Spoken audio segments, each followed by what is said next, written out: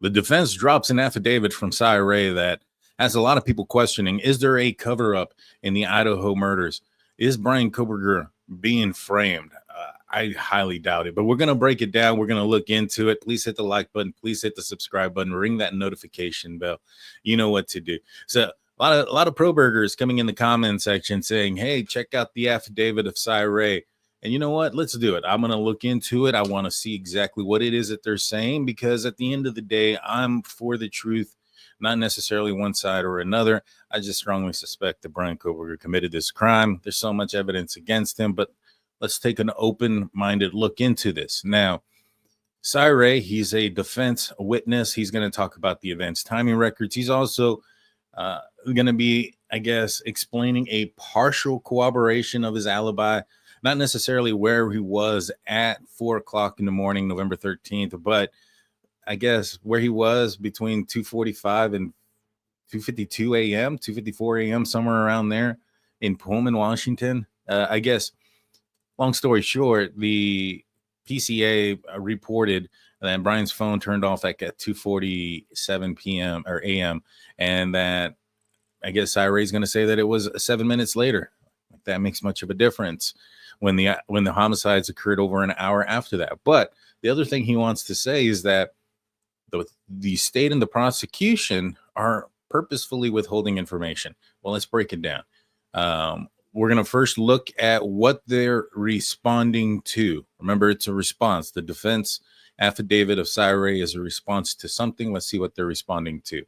This is the state's reply to objection of the state's motion in limine, AT&T timing advance records. Comes now the state of Idaho and respectfully replies to the defendant's objection to the state of motion in limine, AT&T advanced timing records. The timing advance records refer to data that is used to providers to estimate a location of a mobile device. The collection of this data is necessary for cellular network to work properly. Carriers do not retain this data indefinitely. Regarding AT&T, before June 2023, AT&T retained timing advance records for 7 days, y'all. 7 days. That is it. Remember, Bryan Kohberger was on the loose for 7 weeks before he was arrested. You know, that plays a huge role. So we need to remember, first and foremost, that the AT&T timing records were only kept for 7 days. All right. Now, obviously, after June 2023, and even this document states that now it's 13 months, but prior to June 2023, it was 7 days. And this document goes on to say, in this case, the homicides occurred November 13, 2022. Bryan Kohberger was identified as a suspect December 19th, 2022. Search warrants for his AT&T records were executed on December 23rd, 2022. At this point, timing records were not available for Bryan Kohberger's phone to cover the relevant time period of November 13, 2022. And they even have some receipts to go along with it. Here is a certificate of authenticity of a domestic records pursuant to a federal rules of investigation. This is I, Stephen Gordon, attest under penalties and perjury of laws of the United States of America, et cetera, et cetera. And then part C, AT&T did not provide a timing record, advance records for the phone number 509-592-8458. Timing advance records were only available if requested within 7 days of the specific time frame. So the state has their, their response. They only have 7 days to gather it, and they have their receipts from AT&T stating that they only carry it for 7 days. Now let's look at the defense response, because their response is to this specific part. All right, so let's continue here. Now the first part of this is going to have of Cy Ray affidavit is his background. I mean, we've all listened to his background and his life story on the stand once. It was 45 minutes. It was too long. Anywho, timing advance. Timing advance records are maintained by cellular network providers that provide timing measurement. This timing measurement refers to the amount of time it takes a radio signal to travel from a cell site to a mobile device and back to a cell site. AT&T timing advance. In August of 2021, Cy Ray was approached by a FBI special agent who he does not name here, who this FBI is, just a special secret meeting that he had to assist with analyzing a type of record set identified as AT&T timing advance report.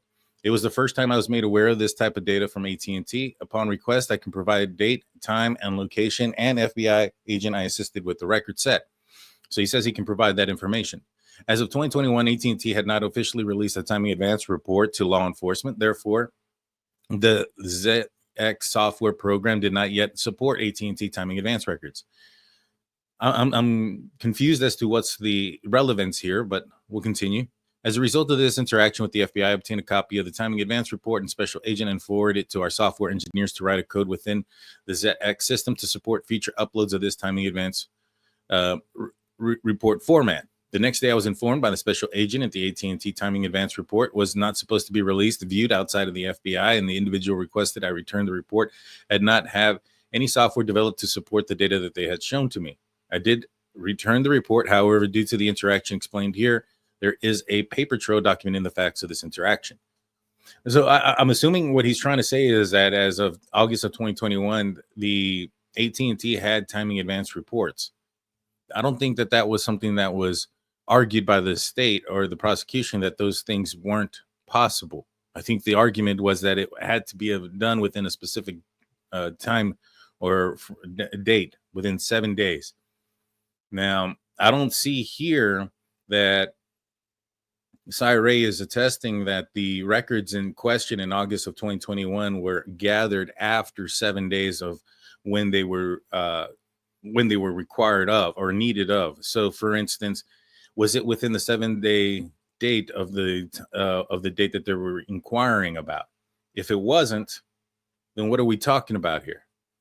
He goes on to say, I have firsthand knowledge that AT&T was providing FBI with advanced timing reports prior to August of 2021.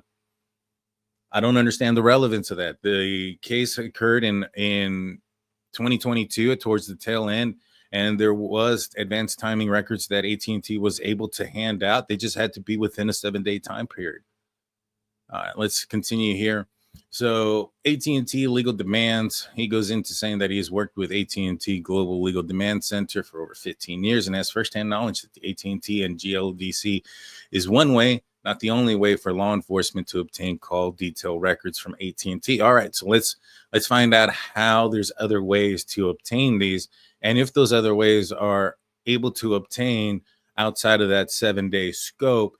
And does he have evidence that these AT&T advanced timing data was captured outside of that 7-day scope? So that's the important part that we need to know right now, correct? So number 4 says, I have firsthand knowledge there's another way to obtain call detail records from AT&T without going through the GLDC.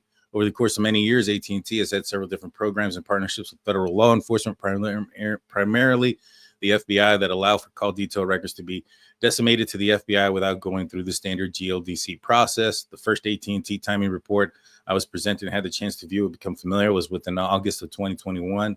Was obtained from AT&T through one of these programs, not the GLDC.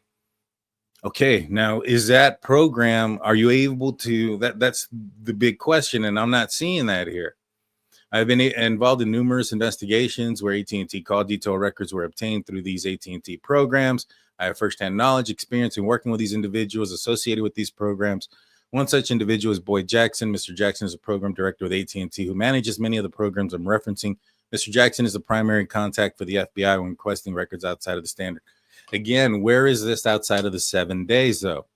GLDC dissemination timing advance reports. The state is correct in their claim that AT&T GLDC did not provide law enforcement with AT&T timing reports until May of 2023. As a matter of fact, in May of 2023, the working group known as GLDC had only begun their storage of timing advance records. This is the first official release of the AT&T advance data was not provided to law enforcement until June 15, 2023 by GLDC, which is exactly what the state was saying. That it wasn't until June 2023 where they began storing the timing advance records for longer than 7 days. In 2022, the FBI obtained the advanced timing records of another source outside of the GLDC.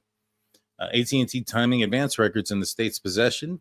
During the investigation, law enforcement obtained the following AT&T timing advance records. 2 of the victims had AT&T phones. Law enforcement obtained AT&T timing records on both of their phones, but they also had 2 of the victims' phones within the 7 days. Obviously, they had them day 1. I think, I don't know if Ray is missing something here. I know we're close to April Fool's, but did he fool himself? Let me know in the comment section. Law enforcement developed an early investigative lead in this case. That person had an AT&T phone at the time of the crime. Law enforcement obtained his AT&T timing advance data. Early investigative lead. Was that within 7 business days? Was that perhaps, I think we've seen the advanced timing records of JD, right? Jack DeCore. He was the guy who was with the victims at the corner club the night before the murders. He was the guy that was being called. He's the ex-boyfriend. We've all known about him. He's been cleared, completely clear, but we all knew that at a certain point in this investigation, he was looked at. They had his advanced timing records, because they were speaking to him day 1, not day 8, not week 8, not week 6, or 6 weeks later, like they had Mr. Bryan Kohberger's name. Law enforcement also requested a tower dump consisting of AT&T timing advance data. Again, that tower dump was at the time of when the murders occurred, within the first 7 days. This request involved AT&T providing all the connections between 2 specific cell sites in Moscow during a 2-hour period. The data produced was AT&T timing advance data. In all, there were all over 3,800 AT&T mobile phones identified in the timing advance tower dump. Bryan Kohberger wasn't a part of that because he had his phone off during the time of the murders. Remember that. They did pull in a bunch of the towers, and they did a cell dump to see whose phone was connected. Bryan Kohberger's didn't come up there because his was not connected to the tower. His phone was not identified until December 19th as a suspect. That's what they didn't start looking at him until December 23rd, as far as his actual call detail records and starting to get those warrants going. AT&T timing advance data was obtained by the FBI using an internal source at AT&T, Mr. Boyd Jackson, who is not associated with the GLDC working group. GLDC was not used to obtain this data. A forensic examination of the AT&T timing records in the state's possession show Mr. Jackson's association with the reports. What this also means is that they did not keep any of this information away from the defense. The defense has this. They're able to explain this. And so just because they didn't go through the GLDC does not mean that they didn't go through the proper channels. They just went through a different avenue, which is one of the things that Cy Ray had mentioned in his affidavit. All right, let's continue. There's work produced, a product of the state's possession created by the FBI, showing the AT&T timing advance data was not only obtained but regularly referenced and used in the course of this investigation. The existence is well known to the investigators and the prosecutors. Yes, it is, but not for Bryan Kohberger, because his was not at that time. Chain of custody. The state has provided a certificate of authenticity, the COA, to the defense in relation to the timing advance records described above. The COA was created in April 2024 and issued to the director of GLDC, Stephen Gordon. I have previously worked and I am familiar with Mr. Gordon, and the COA specifically states that he is qualified and to authenticate the records attached here too, because he is familiar with how the records are created, managed, stored, and retrieved. I have personal knowledge for the event. Mr. Gordon was required to testify. He would clarify that prior to May of 2023, neither he nor the AT&T GLDC working group was involved with AT&T timing and advance records. I couldn't tell you whether that was true or not. It seems like he is at least has the ability to determine whether or not they were stored. And he was able to say that they were not stored because they only hold them there for 7 days. The prosecution's prior claims that AT&T timing advance records did not exist in 2022 further complicates the issue. It is in my expert opinion that the testimony proffered on behalf of the FBI and AT&T on this matter would clearly reveal these issues. I don't think they ever said that. I think they said that they could not get Bryan Kohberger's because it was outside of the scope of the seven days. I mean, that's just plain and simple what they're saying here. AT&T retained timing advance records for only 7 days. So evidence in direct contradiction to the state's motion. In my review of the investigation, I have read numerous emails received by law enforcement pertaining to their investigation. Such an email dated November 15, 2022. I wonder if November 15, 2022 is within 7 days of November 13, 2022. When it was sent to prosecutor Ashley Jennings at her Latah County government email address. The email is from Moscow Detective Lawrence Maury. The email is informing Ms. Jennings of Detective Maury's recent contact with FBI Special Agent Balance. Special Agent Balance informed Detective Maury that the AT&T can provide timing advance data to make sure it's listed in the search warrant. Detective Maury is specifically asking Prosecutor Jennings to make sure the AT&T timing data is listed in the warrant. Prior to the report ever being distributed by the work group known as GLDC, Ms. Jennings did respond to Detective Maury's email inquiring on the specific verbiage needed to obtain AT&T timing advance. The email is abundantly clear that evidence that Ms. Jennings was not only aware of the existence of AT&T timing advance in 2022, but also shows her intention to obtain it through the legal process of AT&T. This email communication with Prosecutor Ashley Jennings is the same Prosecutor Ashley Jennings who filed this current and contradictory motion stating that AT&T did not produce advanced timing records in 2022. There is a clear and convincing evidence that this is not only the FBI was able to obtain and the AT&T timing records in 22, but they also did so with the knowledge of the prosecutors involved in this case.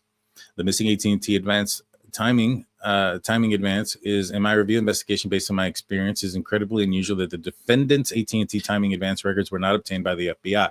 Well, they did not know who he was until after the 7 days. And his argument here is that the FBI demonstrated their ability to obtain the AT&T timing advance in November of 2022 by obtaining AT&T timing advance records on over 3,800 mobile devices, none of them being the defendant's, because his phone was off during the time of the crime.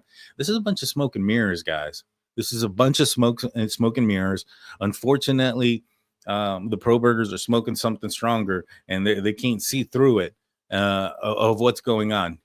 He's saying that, oh, well, they have these data, even though AT&T and the prosecutors and everybody's explained that there's a 7-day holding period.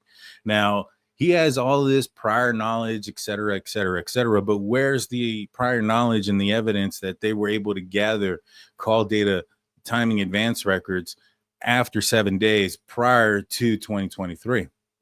Because at this point, your only evidence that you have is saying that, oh, well, they had the ability to get these. They have the ability to have those. They got the victims and they got these other all these other 3,800 mobile devices, but they weren't able to get Bryan Kohberger's. Well, they weren't able to get Bryan Kohberger's because his phone was off between 3 and 5, or he wasn't in the area connected to those towers between 3 and 5, and his phone wasn't. While he was there, his phone wasn't connected there. Remember, his phone didn't turn on until he was well out of there. So come on now. Remember, they did a 10-mile radius, I believe it was, or no, actually it was a 1/4-mile radius of the house. They did a 1/4-mile radius, and they gathered all these phones and all these other things, and they wanted to do a cell tower dump, and Bryan Kohberger's phone didn't pop up because he turned his phone off, and when he turned it back on, it was well outside of that radius. So smoke and mirrors. A bunch of crap. Like I said, it seems like Ray April fools himself. When detectives and prosecutors requested the service of 2 different search warrants to the AT&T of the defendant's AT&T account, they requested the exact same timing advance data they previously did when they obtained the timing advance record of AT&T over 3,800 mobile phones. Oh my God, this guy is so frustrating. It's like, did they not tell him that Bryan Kohberger turned his phone off? Is he not aware of that? Is he not aware of that? And is he not aware? I mean, did he not read or see that they only hold the timing advance data for 7 days? Did he not see that none of the accounts that he's referring to are giving him data outside of 7 days prior to 2023? He's talking about an email 2 days after the murder. Come on, guys. Come on. Well, within that 7 days. Now, I'm not an expert here, and I'm starting to question Cy here on his expertise. But, hey, it is what it is. Please hit the like button, hit the subscribe button, ring that notification bell. Kohberger, tell me where I'm wrong. I know you want to. Peace.